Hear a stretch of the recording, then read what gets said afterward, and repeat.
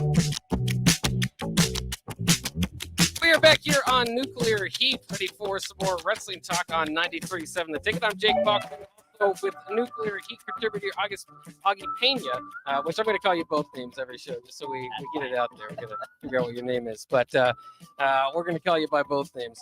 But we just went through SummerSlam. Sorry if our audio was not the greatest, as we had Hosta Breezy on from the Breeze. Great to get a live kind of story of what was going on there, and he's got a good wrestling mind, so it's kind of fun to pick his brain, as well as hear some stories about DP, another guy who's got a pretty good wrestling brain on him himself. So hopefully we'll have Hosta Breezy back on again, as well as DP in the future. Hopefully have plenty of guests coming on, whether Husker related or not. So since we're based here in Lincoln, we kind of have some fun with that. But for now, let's get into Raw, yesterday's episode of Raw. Of course, this coming off SummerSlam. Everything went well from SummerSlam. Cody opens up last night. Rollins meets him out in the ring to challenge him. Basically, Cody, which is kind of different than what you'd usually have. You usually have the champion out there issuing a challenge. Yeah. Rollins went out there. In any case, Judgment Day comes out saying they make the rules. They run Monday Night Raw. And eventually comes to a confrontation when Finn Balor surprise attacks them, gets the upper hand until Sammy comes out and makes the save, setting up a 3-on-3 main event of Cody, Sammy, and Rollins against Judgment Day. Once again, we've made fun of this before, Augie, but Judgment Day main event, Raw against two other guys, some combination. You can pretty much book it. It's been the same thing for about 2.5 to 3 months of the Judgment Day versus Sami Zayn and two other wrestlers. And I'll tell you what, I was okay with Cody and Rollins, kind of having their altercations. I was like, okay, this is where they're taking it. They can put on good matches. And then the Judgment Day came out. You automatically knew what happened. And when Sammy's music hit, I was just kind of like, oh boy, here we go again. Like the 10th Monday night main event in a row, for Raw is going to be this. Usually Riddle or Owens. There would be the other five. There's like 5 guys they rotate to face the Judgment Day here. So that's what it looked like it was headed toward. Thankfully, later in the night, it changed a little bit, but still not deviating too much from the plan. And then we had a fatal 4-way. The winner would go on to face Gunther for the Intercontinental Championship. We were in Minneapolis, Minnesota. So hometown hero Chad Gable was received there throughout the night. It was interesting because this was kind of 4 faces. They usually mix of heels, but they put on a really good match. Ricochet, again, coming off the Logan Paul loss. Kind of interesting to see where he goes from here. Ciampa, he was in the Battle Royale. Matt Riddle is kind of directionless right now. So it was kind of believable that, somebody needed to get a direction. End up being Chad Gable getting the win, which is good for the hometown crowd. And because, they kind of tried him out on, I believe, Friday Night SmackDown. Or was that last week's Raw? Last Raw. And he put up a pretty good fight. They told a pretty good story between himself and Gunther. What did you think of the match? I thought it was a bit of a banger. I mean, all those guys can go. I thought it was great. They had some really good spots. I laughed a little bit, like at the beginning. I don't know if you saw when they all just started like trying to pin each other, just roll up, roll up after it was one after the other. Yeah, but I thought, these are 4 great wrestlers that don't, unfortunately, get a lot of time to shine. And they put on a heck of a match. They went out, did their thing. They did the right thing. WWE pulled the trigger. Chad Gable won in his hometown. He's so over right now. It's ridiculous. And especially, there being at home. But yeah, I'm excited for, him and Gunther to go at it for that Intercontinental Championship. I liked the part where it was 4 faces kind of against each other. Yeah. When Ricochet and Ciampa were out of the ring, Gable and Riddle kind of dapped each other and they're like, all right, let's do this. Oh yeah. That's just 4 guys having, fun in there and just telling a great story throughout their match. Yeah, it's interesting too, because Gable is kind of on the same lines as LA Knight, who we'll get to here in a second, of like guys that are kind of fringe heels, but kind of jerk heels. And then like when you need them to, you just kind of turn it a little bit, and all of a sudden their faces because the crowd's going after him. So kind of fun to see that happen to Gable. In the back, or actually coming up next there was Shinsuke and Big Bronson Reed. They've added Big in front of Bronson Reed's name, so notable there, I suppose. Seems like a mismatch as far as size, but Shinsuke, kind of telling the story, the veteran, a really good former world champion, gets 2 Kinshasas after Reed misses the Tsunami. Tsunami, of course, Reed's big finishing move. Shinsuke's are the Kinshasas, and he got 2 of them. gets the win, which sets up well for later in the night. Kind of interesting, I thought, without knowing what was going to happen with Shinsuke throughout the rest of the night. I thought it was kind of interesting because I felt like Reed would maybe need to win a little bit more because he's not a veteran and it would be a good rub for him. But we found out later why they were building Shinsuke up. Yeah, and you know what? I will say this. I was not a huge big Bronson Reed fan.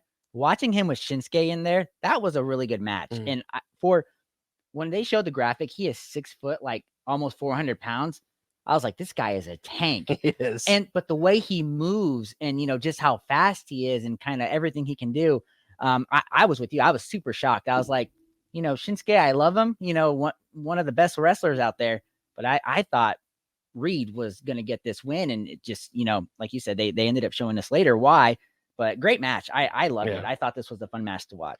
We'll see what happens with Reed. Of course, I think right now a little bit directionless, but I do think he's got a lot of potential. I kind of like his character, and that Tsunami is really cool, especially live. People live get over that one. So in the back, we see Raquel Rodriguez not medically cleared to face Rhea Ripley. So kind of giving an update on why Rhea Ripley's not defending her title. Ludwig Kaiser then goes into the locker room to find Maxine and Otis, and so Ludwig Kaiser starts hitting on Maxine. She didn't like it. She slaps him. He turns around, and Otis is there. Of course, Kaiser was saying his physique and all that is better than Otis's, which I feel bad for Otis because that's basically every storyline he's written into. Is like, look at this big slop dog guy over here. He's not as good as these beautiful guys. And that's the route they went again with this one. So set up for a match later in the night. But like you said, just that whole group, Maxine's been getting better. Otis, you have to remember, he's been a Money in the Bank guy. He's had a little bit of a career. So I don't know if he's at his height, but at least he's kind of good along for the ride right now, I would say, throughout this. Yeah, he's somebody that has been done dirty by the WWE. Like you said, he got the Money in the Bank, but they took that thing away real fast. Oh yeah. On there. But yeah, I think he's doing a great job. It is funny. He's always the beast to the beauty. It was Mandy Rose. Now it's Maxine Dupree. But I'm going to tell you the takeaway from this. Ludwig Kaiser, he has a potential to be big. His arrogance, the way he talks, and he's good in the ring. Yeah. I thought this was great comedy. I love whenever the Alpha Academy, a mix and match of them when they're great. They're great out there. And then adding Ludwig, this Imperium versus them feud is it's great. I think it will. I am looking forward to, and they've been giving Kaiser the wins, and we noted this kind of last time. He's clearly ranked number 2. Yeah. In Imperium, though I do think it is good to have all 3 of them in there. So after that, you have Priest confronting Finn, who's talking with JD McDonough, who surprisingly got a role in this show. Ripley breaks up the stare down between Priest and Finn because it's getting pretty serious. Of course, they're fighting over who should be the champion, who should get the chance, and maybe who's the leader of Judgment Day. In any case, she breaks up the stare down. McDonough says the briefcase is getting between the two, so food for thought for the Judgment Day. Then we go back out to the ring. Becky gets interrupted by Zoe Stark, and then Shayna Baszler comes out and interrupts them both. I thought this was fresh because when Becky went out there, this feud has just got to end. It should have ended at SummerSlam, as we all said. But if we were going to have another promo, it was going to get sad. And then at least when Zoe Stark went out there, I say, okay, at least there's something for this. In any case, Shayna gets thank you chants after she ran Ronda Rousey out of the WWE. So it does get a little bit of a rub out of it, and she looks really badass. She's got the big black eye from the previous night, and I thought they did a pretty good job of telling the story. She ends up getting the win. Bit of a sloppy finish there because she couldn't pick up Zoe Stark at the end because she's a little tired, but ended up getting it. And I thought this was great for Shayna again because I was a little bit worried that she wouldn't get anything out of the Ronda Rousey thing, and it might still be the heat that Ronda Rousey has that people hate her. That Shayna's getting over a little bit, but I guess you'll take it any way you can get it. Yeah, and it was a pretty good match aside from that finish. I was sitting there kind of laughing a little bit. I'm like, is this the finish? Because it 1, 2, 3, she couldn't get her over her shoulder. But I didn't, from watching it, after talking with Haas, watching the Shayna Ronda match, I didn't see those bumps. Physicality. I didn't see how physical it was. And, Shayna comes out, it's dark underneath there. But she had a broken finger, at least reportedly. And it was funny. I was actually sitting there waiting for when the lemonade that Becky Lynch was drinking on the side. I was like, okay, when is she going to put that into play? When is she going to, splash that into somebody's face. And she didn't. It allowed the match to grow naturally and to have a clean finish, which I really enjoyed on there. It was a pretty solid match. I was a little surprised that, Zoe Stark is kind of taking some losses right now. I feel like they put her into this feud with Becky and Trish to build her. Yeah. And this is now her second or third consecutive loss. So you're kind of wondering where she's going to go next. But yeah, Shayna has some great momentum behind her because, everybody wanted Ronda gone, which is sad. I already miss her, but whatever. Again, she wasn't the best all around wrestler, but she certainly did draw numbers for a long time. And then these last few months of her run was just crickets. Nobody really cared. And, I don't think that's all her fault that she's a great act. As Haas said, she helped build the women's division, but creatively, you can't miss for months, come back, win everything, leave. It's one of those cycles where she hadn't been, I think, in the WWE long enough to do that, like a Brock Lesnar or a Charlotte Flair. People even get upset for Goldberg for popping up every few years and winning the title. And once she had kind of her downfall from MMA, I think that kind of, showed people she's not a superhuman. So I think that was part of it in there. But, it is sad to see her gone because you love to hear those boos. Anytime they're booing you out of the stadium, you're doing your job. Yeah, I do. I hope, so she's apparently left. I hope that we do see her again, but I wouldn't expect it anytime soon. It's kind of like the end of her run, at least right now for WWE. Maybe they'll induct her in the Hall of Fame and it'll get her back down the line or something like that. That usually is a good way for the WWE to get you back in, and then they can call her a Hall of Famer if she enters the ring, and there you go. She's got her new gimmick. Let's go ahead and take a quick break again here on Nuclear Heat. We'll wrap up what we saw from Raw and kind of fantasy book this thing out into next week's episode of Nuclear Heat, another fresh week of WWE action. We'll do that next year on Nuclear Heat on 93.7 The Ticket. Nuclear Heat with your host, Jake Bakoven on 93.7 The Ticket and theticketfm.com.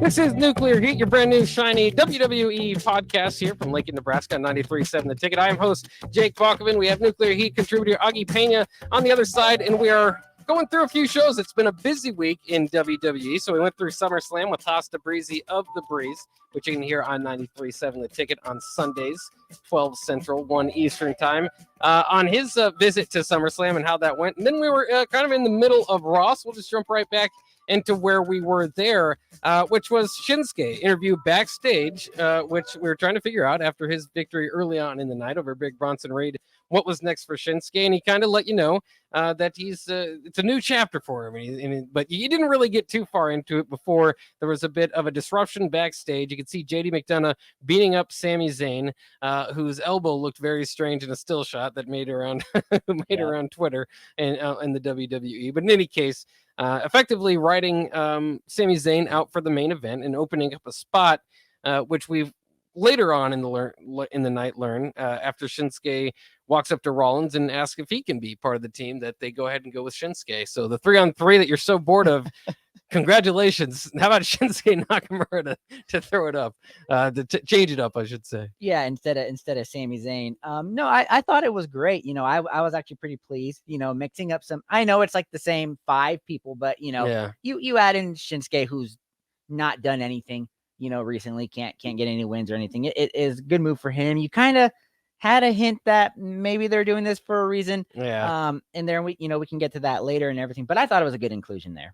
Yeah, I thought that kind of freshened things up from Sammy. Also gave JD McDonough something to do, which he hasn't had anything to do on the roster since he's been brought up. Ludwig Kaiser then defeats Otis. Afterwards, Imperium gets involved. Or actually, during the match, Imperium gets involved, which allows Kaiser to beat Otis. Post-match, they beat down, which is saved by Chad Gable, which also doesn't make sense because Imperium still had 3 guys who are beating up one, and Chad Gable comes in and they all clear the ring. Yeah. Usually doesn't work, especially when Chad Gable's the smallest amongst them. He can go, so I'm not arguing it. Just the visual, some spots in wrestling are better for some wrestlers. It just didn't quite. The visual is a bit weird. Though, maybe they're trying to use the fact that is he an Olympic gold medalist? Yep. Maybe they're trying to use the fact that he's an Olympic gold medalist, and you should fear him. Maybe they're trying to build him up that way. But yeah, I agree. He's over. The crowd was behind him and all that. But yeah, they just run away. It's like, really? honestly. Yeah, and Imperium, if you just follow the math, Kaiser was probably tired from the match, but he had 2 fresh guys against 1 fresh guy. So whatever. But they at least got a couple shots in on Otis, and that, of course, makes them heel. Like you said, Chad Gable very much getting a hometown ovation. So kind of a cool spot for him. SmackDown's LA Knight is on the show, which I thought was a good idea. He's one of the hottest things in wrestling right now, so might as well bring him over to Raw. More importantly, to get a feud with The Miz going, because The Miz has established himself basically as the feud for the new guy that's hot to get over, because Miz is so good at drawing heat, so good at the promos, that he can basically carry a large portion of it. So they did have promos. LA Knight stumbled over a few of his words. I don't, as much as I like LA Knight and the thing, I mean, I think it's a good gimmick and all that. They very much leaned into the fact that it's an Attitude Era gimmick. The only thing I am hesitant with him on is he's not necessarily great in the ring. The finishers are copycats of the Rock, of Stone Cold Steve Austin, and so he's really got to make it up for the promos. So I'm being a little bit too critical, because he's usually really good with promos, but stumbling along any lines, it's like, okay, that's your strength. This is you need to really hit it out of the park here if we're going to look over the fact that you're not original at all, and you're not especially good in the ring. Yeah, and he, like you said, he's great on it. It's very surprising to see him do that, but I love when The Miz told him he's essentially a cosplay from the 90s, the Attitude Era, because everybody is calling him Stone Cold The Rock's baby, and there, I mean, he talks like him, the whole, the vest. Oh yeah. Just the way he talks, it's great. He's got the swagger to him. The thing that is not on his side is the fact that he's already 40 years old, so he is a little bit older, so he doesn't have the time to kind of perfect his art. So, he's got to hit it. And I think this feud with The Miz that he could potentially be entering would be great, because The Miz is one of the most, I can't say underused, because he's still used, but he's not given the due, because he is great in the ring and he is one of the best ever on the mic. And I think he's about to help elevate LA to that stardom. I think you will too, and I'm interested to see if this carries over from SmackDown to Raw on a weekly basis. They've done that with the Bloodline at times. They've done that with some of the groups that are over, just to kind of keep the ratings goers going over. And I think with both those guys, I mean, LA Knight, you just need the crowd reaction. That's part of a good show. And The Miz, like we've been saying, can just carry it on his own. So he could kind of work the double duty of Raw and SmackDown if they choose to do that with that feud. I better go pretty quickly. We're almost out of time here. So very quickly, Viking Raiders open up a challenge, which is answered by the returning New Day, who's been out for several months because of Kofi. Xavier Woods and Kofi do get the win. So that short vignette for Viking Raiders is already dead and gone. Shayna tells Becky she will come after her soon, so that's something to look forward to. And then Raquel attacks Rhea ringside as Judgment Day makes the way to the ring for the main event. For some reason, Candice LeRae and Indy Hartwell are in the mix as well. I guess those will just be people to feed to Rhea before she gets to Raquel, I'm guessing. But it's good for them to get some screen time. And in any case, kind of sets up for Raquel to go after Rhea, and we'll get to that feud. I'll finish it up here. Another use of the briefcase backfires as Sami Zayn interrupts Judgment Day's plot to get the win. Shinsuke Kansasha, again, after the celebration for the winning team, hits Seth to close out Raw after Seth shakes Cody's hand. So they're kind of telling the story of Seth and Cody. All of a sudden, Shinsuke, which you could see it coming from a mile away if you were paying attention, gets the Kansasha, and we've got a new heel. We've got a new feud. Yeah, and I really like it. It is fresh. I don't think Shinsuke is a legitimate threat to take the title, but it is nice to see somebody new in that title picture there. I'm just glad it's not Finn or Damian just yet, in there trying to get to Seth. Yeah, and that would be what's interesting, is how they tell this Finn and Damian. I think that's the most interesting storyline going on right now. And again, apologies to the Bloodline, because I think they've kind of messed that up. They need to get that back on track. So I think if the booking Solo well, we'll get that right back on there. But the tension between Finn and the rest of Judgment Day, and particularly Priest, is I mean, it's palpable. You can kind of feel it. And I thought that maybe they should have struck at SummerSlam, but we'll see how much they can get out of it. That'll wrap it up for another episode of Nuclear Heat. WTF, We Talk Facts, coming up right next here on 93.7 The Ticket with Cluster Johnson and Eric Strickland. But again, that will wrap it up. We'll be back for another episode of Nuclear Heat next week here on 93.7 The